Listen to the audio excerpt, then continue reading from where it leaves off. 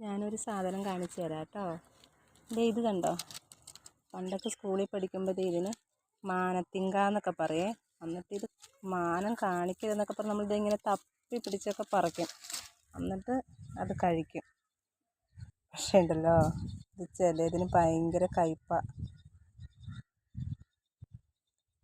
ഇവിടെ പഴുത്ത് നിൽപ്പുണ്ട് കണ്ടോ.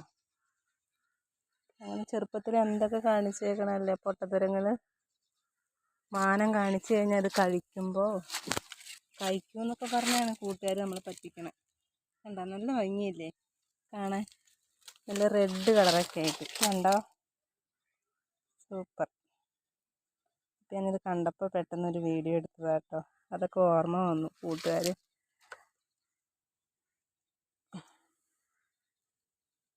കാണിച്ചു തന്നതൊക്കെ പറഞ്ഞതൊക്കെ. മാനത്തിങ്ക.